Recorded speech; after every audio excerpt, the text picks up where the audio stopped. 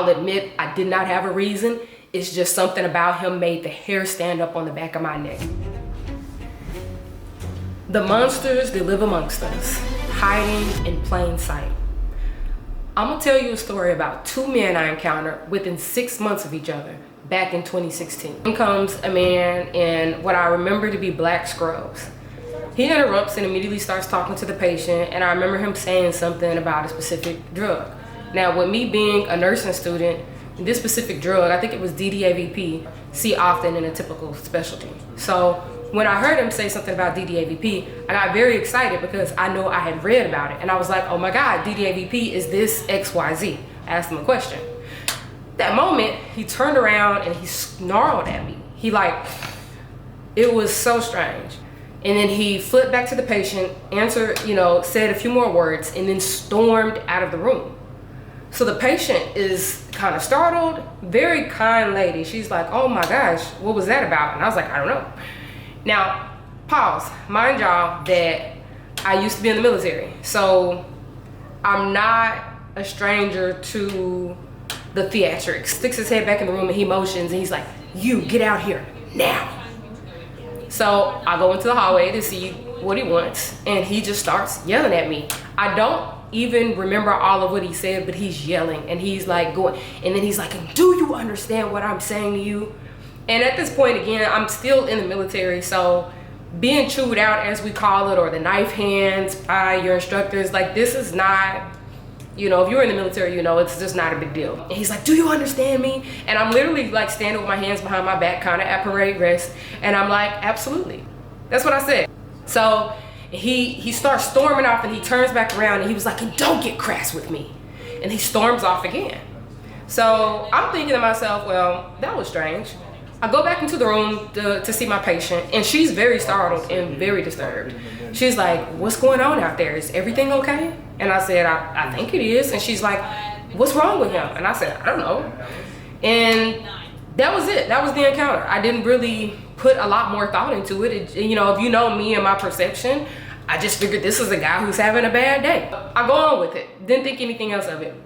Fast forward, I get called into the office of the nursing program's director. This is the chief, okay? This is the highest level in terms of chain of command at the nursing program. That means he bypassed my clinical instructor, my classroom instructor, and went straight to, bypassed the assistant director and went straight to the director of the program.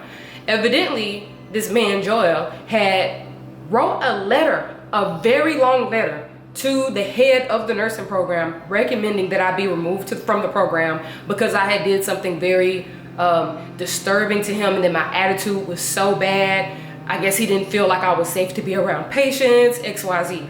So they called me in and asked me what happened. I tell them exactly what happened. Y'all, they did not believe me. They were like, there is no way that this man is recommending you be removed from the program just because you interrupted him while he was talking. And I'm like, I literally can't tell you anything else besides what happened.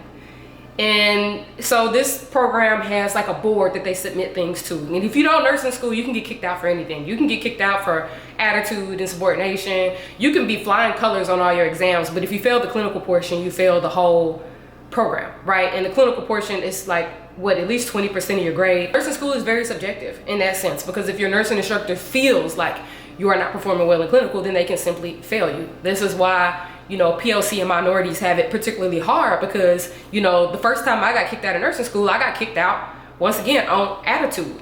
Couldn't give me specific examples, couldn't tell me what I was doing wrong. My clinical skills were great, my work ethic was great, but it was my attitude. And so, but this was a different program, right? So this is a reoccurring problem for me, right? And that's kind of the point of this video.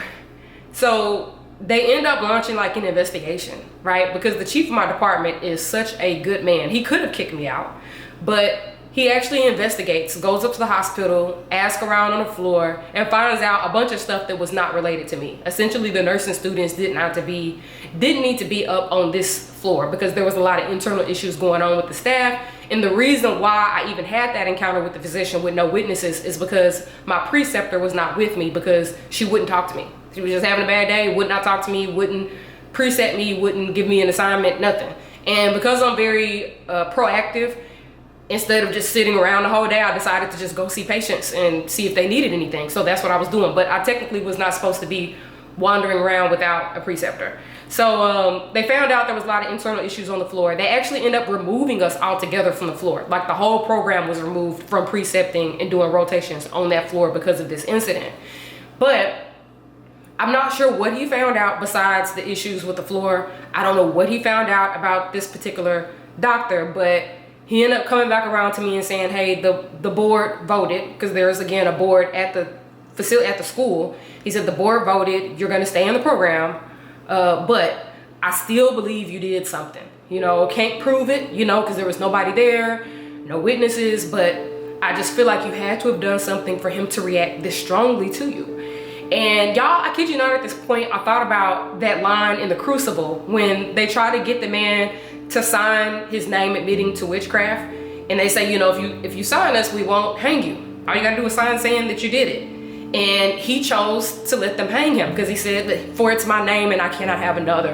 In other words, I cannot lie. This is my name and my reputation. I cannot tell a lie just to fit the narrative. And that's how I felt in this moment. It would appease y'all if I just told y'all, oh yeah, I did something, I got smart with him, I talked back to him. But that's not the truth. The truth is, I stood at parade rest, I took the chew out, and I said, okay. And that was it. I cannot lie and say that something happened that did not happen. But nobody believed me. And nobody believed me. Hold on to this, because this is going to go full circle at the end of the story. So, thankfully, we get over that situation. I graduate. By the grace of God, I walk. Now, there were a couple more situations. If you want to hear about them, I'll post them in another video. But this man was really after me. He ended up coming after me again. Probably about 3 weeks later, I was rotating on another floor. He came to that floor. This same doctor came to that floor and pitted the charge nurse against me, and they tried to he almost got me a fail for that day. It's like, you're probably thinking at this point, what did you do to this man? Nothing, absolutely nothing. But I did interrupt him while he was talking for mere excitement. But he, you know, that I'll put it in a part 2, because it was so manipulative that it's like, oh my God, it almost creeped me out, because I was like, nobody can outsmart this man. You know what I mean? I was like, this man is so cunning, because he's both intelligent and evil. Nobody can outsmart him. And here I keep getting caught in the crossfire looking like this terrible person or this terrible nurse. So fast forward, I graduate. I get my first job as an RN. I'm working in a psych facility. I meet another man. This man's name is Danny. Danny and me did not get along. I just didn't like him. I'll admit I did not have a reason.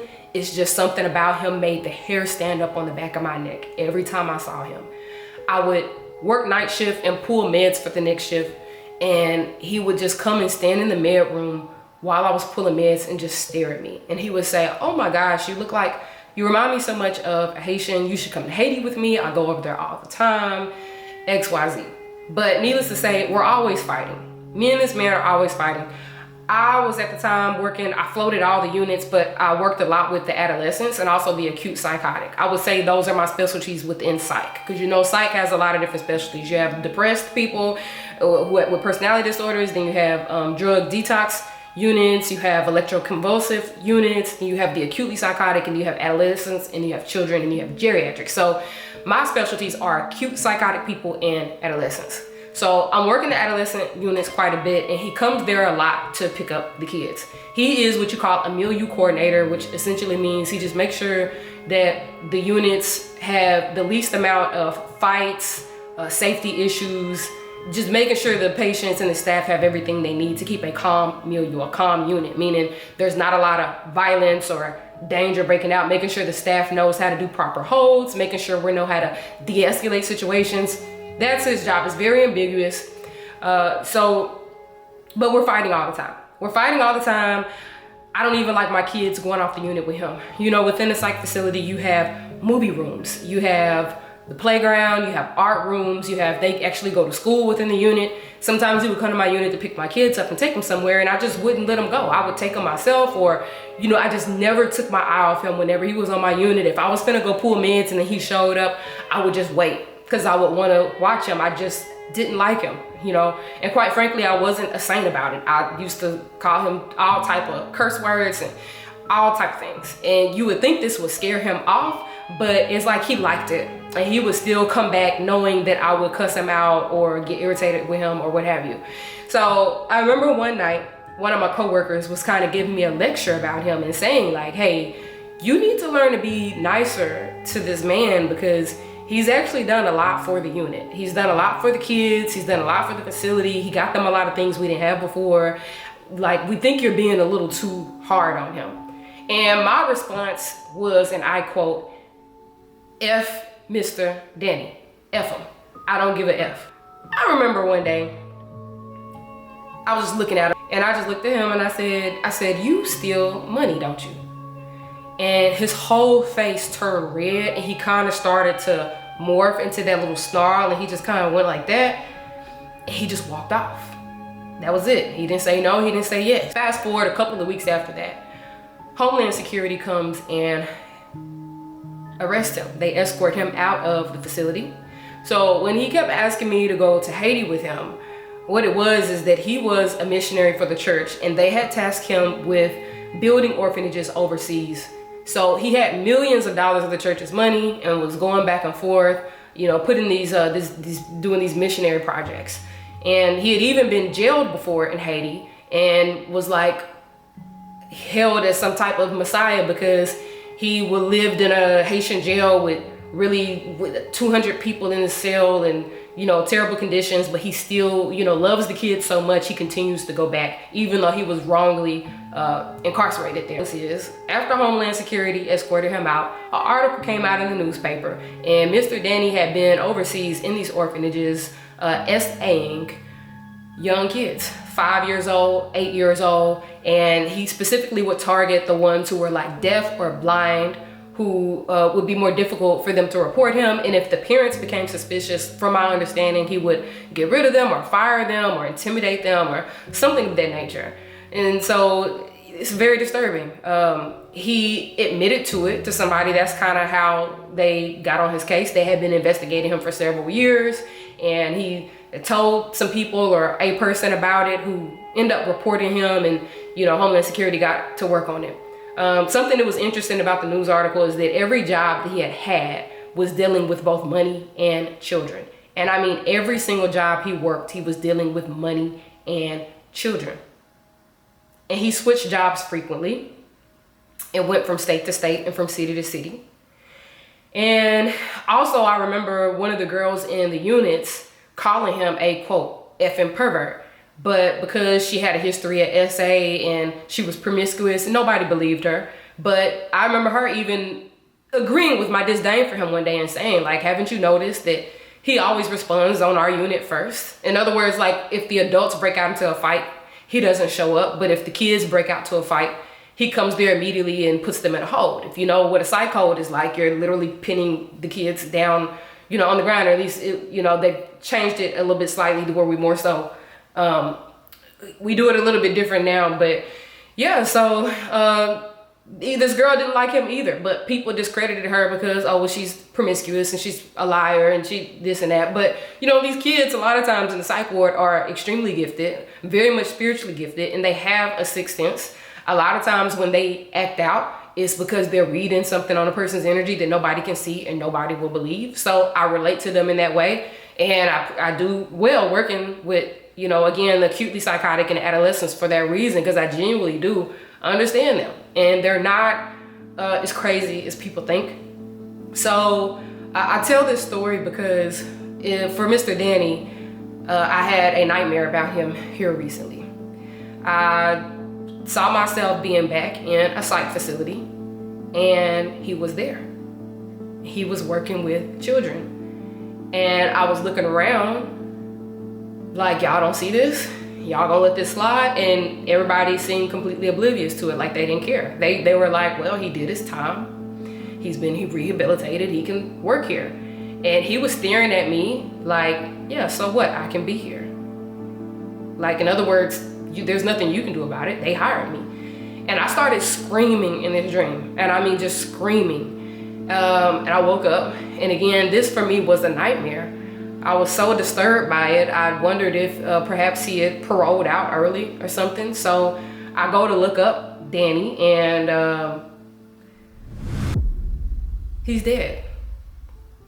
They found him passed on in a prison in Florida back in, I believe it was 2021. So with that, I want to say that brings me comfort, knowing that he's not out hurting anybody. But the dream was so surreal that I think the message was more so for y'all. I think it was to lead me to make this video. That consistently, when I have these experiences and people come after me for no reason, people think I'm the bad guy, and they think I'm lying and nobody believes me. And then things like this happen. And even after he was arrested, people still wanted to deny that he did those things, that he just wasn't the type of guy because he was nice. A year before he passed away in 2020, Joel, the doctor who tried to get me removed from my nursing program, actually lost his medical license. And I only found that out also here recently because I had a situation where some people were ganging up on me, and I was like, I don't talk about it because it's almost unbelievable. I don't feel like people will believe me when I tell my stories, because why is it that everywhere I go, people are targeting me and lying on me and coming after me? So I just stopped talking about it because I'm like, who's gonna keep believing me that I'm not the problem, right? But this doctor, or his first name Joel, I won't call him doctor anymore because he's no longer a doctor, lost his license in 2 states for repetitive sexual harassment. He was sexually harassing the patient family members, I believe, and also the staff, to a point where the board actually gave him several chances to keep his license by requiring that he be monitored. In other words, he has to have a chaperone with him at all times to practice medicine. And even with the chaperone being present, he continued to sexually harass people. Like, he could not help himself. And I think it's also interesting that he had moved from Arkansas to Arizona. If y'all know me, you know, I take trips through the West very often, and I'm very much a conspiracy theorist about the deserts because it's so easy to get away with. It seems like the easiest place to be able to get away with certain things, certain crimes, because it's very isolated. There's lots of land, lots of isolated areas, lots of areas where you don't even have phone service. And so I thought that was an odd place to relocate to. He relocated around the time that the board was reprimanding him, and then he lost his license there as well. So to an extent, it feels like justice was served, but I can't lie. I just want to call everybody up who didn't believe me and tell them, I told you so. Now, why people like this, very disturbed by my presence and come after me, I'll let you figure it out.